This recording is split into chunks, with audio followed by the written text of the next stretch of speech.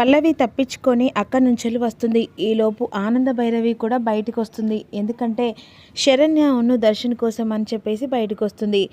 ఇక కారులో వస్తుండగా పల్లవి ఎదురు పడుతుంది. ఒక్కసారిగా సడన్గా బ్రేక్ వేస్తారు. పల్లవి దిగుతుంది, అటువైపు ఆనంద దిగుతుంది. ఎదురు పడేసరికి ఇక పల్లవి ఏంటమ్మా ఇంత లేట్ అయిందని పల్లవిని అడుగుతుంది ఆనంద భైరవి. ఇక జరిగిన విషయం అంతా ఇక పల్లవి చెప్పేస్తుంది. ఇదంతా అనన్య పని అన్నట్టుంది అని చెప్పేసి మీరు కాంపిటీషన్ దగ్గరికి వెళ్ళండి అమ్మా, నేను వస్తానని చెప్పేసి ఆనంద అంటుంది కంగారుతో. ఆనంద మొహం చూసిన పల్లవి ఏమైందని చెప్పేసి అడుగుతుంది. జరిగిన విషయం చెప్పిన తర్వాత ఇక అనన్య చేసిన ఇక కుట్ర వల్ల ఇదంతా జరుగుతుంది, దానికి ఇక దాని బొక్కలు నేను ఇరుస్తానంటే ఎలాగైనా సరే ఇక అక్కడ శరణ్యను దర్శన్ని కాపాడి తీసుకొస్తానని చెప్పేసి ఆనందకు మాట ఇస్తుంది పల్లవి. ఈలోపు పల్లవి మాట ప్రకారం అనన్య అక్కడ ఇద్దరిని కట్టిపడేస్తుంది. విశ్వనాథ్ను రూములో వేసి లాక్ చేస్తుంది. ఇక పల్లవి వాళ్ళ కోసం ఎతుకులాడుకుంటూ రూమ్ దగ్గరికి వస్తుంది. వచ్చేసరికి ఈలోపు డోర్ ఓపెన్ చేసేసరికి లోపల అనన్య ఇక వీళ్ళిద్దరిని కట్టిపడేస్తుంది. లోపలికి వచ్చిన పల్లవిని చూసి షాకింగ్ అయిపోతుంది. పల్లవి గారు అని చెప్పేసి శరణ్య దర్శన్ అంటారు. వెంటనే ఓ వీళ్ళని కాపాడడానికి వచ్చావా, నీకంత సీన్ లేదు, అరే వీళ్ళని కూడా వాళ్ళతో పాటుగా కట్టేయండ్రా అని చెప్పేసరికి వెంటనే పల్లవి బరిలోకి దిగి వాళ్ళ రౌడీల తాట తీస్తుంది. ఈలోపు వెంటనే ఇక అనన్య చెంప పగల కొడుతుంది పల్లవి. అసలు మనిషివైనా ఒక కుటుంబాన్ని నిలబెట్టడానికి ప్రాణాలైనా త్యాగం చేస్తారు, కానీ నీలాంటిది ఆ ఇంట్లో ఉంటే ఇల్లంతా సర్వనాశనం అయిపోతుంది. నీలాంటిది ఆనంద భైరవి కోడలుగా ఎలా అయిందో నాకు అర్థం కావట్లేదు. పిచ్చి పిచ్చి వేషాలు వేసావనుకో బొక్కలు ఎరిగి పొయ్యిలో పెడతాను. అసలు ఏమనుకుంటున్నాను నువ్వు? ఆనంద భైరవి అంటే తక్కువ అంచనేస్తున్నావా? పిల్లి వేషాలు పిల్లి కథలు పడ్డావనుకో ఈసారి నీ ప్రాణాలు తీస్తుంది ఆనంద భైరవి గారు. ఇక కాంపిటీషన్కి టైం అవుతుంది, పద శరణ్య అని చెప్పేసరికి నాన్న అని చెప్పేసి ఓ మీ నాన్నని కూడా లాక్ చేసిందని చెప్పేసి ఇక డోర్ ఓపెన్ చేసేసరికి విశ్వనాథ్ బయటకు వస్తాడు. అమ్మ శరణ్య, దర్శన్ బాబు ఇక పర్లేదు కదమ్మా, పర్లేదు రానా, పల్లవి గారు వచ్చి కాపాడారు. రాక్షసి, ఎందుకే అసలు నిన్ను కడుపున చెడబుట్టావు, నీలాంటిదా ఆ కుటుంబానికి గోడలయ్యింది అని చెప్పేసి విశ్వనాథ్ వెంటనే అనన్య చెంప పగల కొడతారు. పల్లవి గారు పదండి, టైం అవుతుందని చెప్పేసి అందరూ కాంపిటీషన్ దగ్గరికి వస్తారు. ఇక అనన్య వేసిన ఎత్తుగడ చిత్తు చేసి పల్లవి తీసుకొని వెళ్తుంది. Competition last final Rajakoti silk నుంచి అనౌన్స్ చేస్తూ ఉంటారు. ఈలోపు వెంటనే దర్శన్ను అనన్య ఇద్దరు కలిసి పట్టు చీరలో ఇక సాంప్రదాయంగా రెడీ అయ్యి ఇద్దరు రియల్ ఎంట్రీ ఇస్తారు. ఎందుకంటే పల్లవి తీసుకొచ్చిన కాస్మెటిక్ చాలా అందంగా ఉంటుంది. వెంటనే ఆ దుస్తులు ధరిస్తారు. వెంటనే కాంపిటీషన్లో ఇక సెలెక్ట్ అవుతారా లేరా అని చెప్పేసి దామిని కంగారు పడుతుంది. సాంప్రదాయంగా వాళ్ళ నైపుణ్యం నైన్యత చూసిన వెంటనే ఇక జడ్జెస్ వాళ్ళు మాట్లాడుకుంటూ ఉంటారు. వెంటనే కాంపిటీషన్ విన్నర్ అని చెప్పేసి రాజ్కోట్ సిల్క్ అని చెప్పేసి అనౌన్స్ చేస్తారు. ఇక దామిని సంతోషం ఆగబట్టలేదు. ఇదంతా ఆ కుటుంబం వల్లనే దామిని 100 కోట్లు ఇక అప్పుగా బాగుంటుంది కదా, అది కూడా తేరిపోతుంది. ఇక ఈ కాంపిటీషన్ విన్నర్ అయిన తర్వాత దామిని ఆనంద భైరవికి క్షమాపణ అడుగుతుంది. అప్పుడు అందరికీ సారీ చెప్తుంది. మీ వల్ల ఇక నేను లాస్ అవుతాను, కుటుంబం నుంచి విడగొట్టాలని అనన్య చాలా ప్లాన్ చేసింది. అనన్య గుడ్డిగా నమ్మి మిమ్మల్ని దూరం పెట్టానని చెప్పేసి అందరికీ సారీ చెప్పి క్షమాపణ అడుగుతుంది.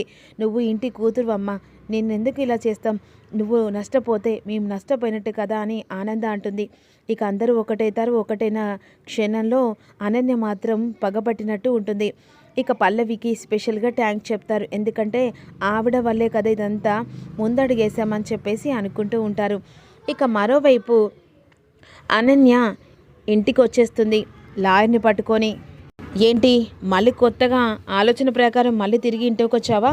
లేదండి, నా మొగుడున్నాడు, మరి ఆస్తి కోసం సగం ఆస్తి నాకు వస్తుంది కదా, మరి ఆస్తి రావాలంటే ఖచ్చితంగా నా మొగుడు నా మెళ్ళో తాళి కట్టాడు, నాకంటూ ఏ ఆధారం లేదు, అందుకనే మీ మీద కేసు వేసి మిమ్మల్ని కటకటాలు పంపించడానికి వచ్చాను అనేసరికి ఆనంద నవ్వుతుంది.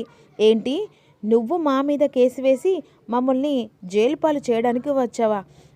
అవును, ఎందుకంటే ఈ కుటుంబంలో నేను కోడల్ని, నాకు స్థానం ఉంది, నా మొగుడు నా మెల్లో 3 ముళ్ళు వేశాడు అంటే నాకు కూడా ఈ ఇంట్లో స్థానం, అధికారం, అర్హత, ఆస్తి కూడా ఉంది కదా, అందుకనే ఆస్తి కోసం అని చెప్పేసి నేను ఇప్పుడు మీ మీద కేసు పెట్టాను.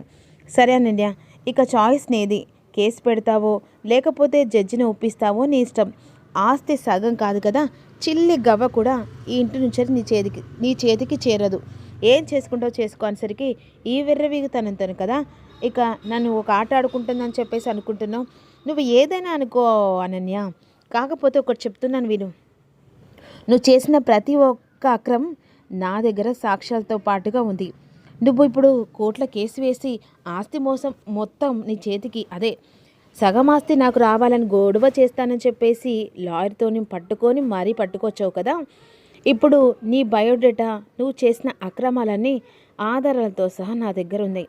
నువ్వు కోర్టుల కేసేస్తే నేను నీ నిజస్వరూపాన్ని 10 మంది ముంగట బయట పెడతాను. ఆ తర్వాత నువ్వు వేసిన కేసు కనుక ఇక మా మీద రీఓపెన్గా నేనేం చేస్తానంటే నీ మీద కేసు పెట్టి నీ వల్ల మాకు ప్రాణహాని ఉందని చెప్పేసి మళ్ళీ రిపీట్గా కేసు పెడతాను. ఆ తర్వాత నువ్వు అనుకున్న ఆస్తి వస్తుందో లేకపోతే ఆ జైలు ఊచలు లెక్క పెట్టుకుంటూ ఇక జైల్లో మగ్గిపోతావో నీ ఇష్టం. ఏంటి బెదిరిస్తున్నావా? లేదు, కావాలంటే మీ లాయర్ని అడగండి అనేసరికి లాయర్ని పక్కకు తీసుకెళ్తుంది. ఆనందభైరవి గారు చాలా తెలివైంది. ఇప్పుడు ఆవిడ చెప్పినట్టుగా ఇక మీరు ఒక మెట్టు దిగుతేనే బాగుంటుంది. లేకపోతే సాక్ష్యాలు బయట పెడితే ఆ తర్వాత మీరు ఆవిడన్నట్టు జైల్లో ఊచలు ఎక్కువ పట్టుకోవాల్సి వస్తుంది మేడం. ఆ తర్వాత మీ ఇష్టం. ఆస్తి అంటే అది ఎలాగైనా వస్తుంది. కానీ మీరు గొడవ చేసి ఆస్తి తీసుకుంటే ఆవిడ దగ్గర మీ సాక్ష్యాలు ఉన్నాయి. ఆ తర్వాత మీరు కోర్టులో కేసు వేసినా కూడా నడవది అనేసరికి వెంటనే లాయర్ చెప్పి వెళ్ళిపోతాడు. ఏంటి ఏదో చేయాలనుకొని వచ్చావు, కానీ లాయరు ఇక షాకింగ్ న్యూస్ చెప్పడానికి వెళ్ళిపోయా. వసే అనన్య, నువ్వు పిచ్చి పిచ్చి వేషాలు వేసి ఏదో రకంగా మమ్మల్ని దెబ్బ కొట్టాలనుకుంటూ ఉంటావే అని విధంగా ఆనంద్ అంటుంది. దాంతో ఏంటి మాటలు పిన్ని, దీనివల్లే కదా ఈరోజు నేను నమ్మి మోసపోయాను. ఇది క్రూరత్వంది. ఇలాంటిది మన ఇంట్లో ఉండడానికి వీలేదు. దీనికి స్థానం కూడా లేదు. దీన్ని మెడలు పట్టుకొని బయటికి గెంటేను పిన్ని అని చెప్పేసి అంటుండగా, దామినినే మాట్లాడుతున్నాను. నిన్ను ఎంతలా నమ్మాను తెలుసా? పిన్నిని, వదినను, అన్నేను అందరినీ బాధ పెట్టాను. నా వల్ల ఎప్పుడు ఈ కుటుంబంలో గొడవ రాలేదు, కానీ నా వల్ల గొడవలు వచ్చాయి. మా అమ్మ ఇక ఏకంగా తను ఎంతలా కుమిలిపోయిందో నా వల్ల. ప్రతి ఒక్క తప్పు తెలిసి తెలియక చేసినా కూడా దాని వెనకాల నీ వల్ల నేను చాలా తప్పులు చేశాను. ఆ తప్పుకు ప్రాయచిత్తంగా నేను కుమిలిపోతున్నాను. నీలాంటిది ఇంట్లో ఉంటే ఇక చాలా కుటుంబాలు కూడా ముక్కలవుతాయి. పిన్ని, దీంతో మాటలు అనవసరం. దీన్ని మెడలు పట్టుకొని బయటికి గంటే పిన్ని, ఇది కళ్ళ ముంగట వినడానికి వీల్లేదని చెప్పేసి దామిని చెప్పి వెళ్ళిపోతుంది. ఆనంద అనన్య చుట్టూ తిరుగుకుంటూ, ఏంటి అనన్య ఇప్పుడు దామిని చీ కొట్టింది అనుకుంటున్నావా? ఇంకా ముందు ముందు ఊహించిన ట్విస్ట్ కూడా జరగబోతుంది. Wait and see. ఎందుకంటే ఆస్తి కోసం వచ్చావు, దామినితో చీ కొట్టుకున్నావు. ఇక ఆస్తి కోసం అని చెప్పేసి నువ్వు నానా నరకయాతన పడుతూ ఉంటే నీ బంటారం నా చేతిలో ఉంది. సాక్ష్యాలు బయటపడతాయి. ఇక ఒక్కొక్కటి రియల్ ఎంట్రీతో నీకు షాకింగ్గా తెర మీద చూపిస్తే ఉంటా.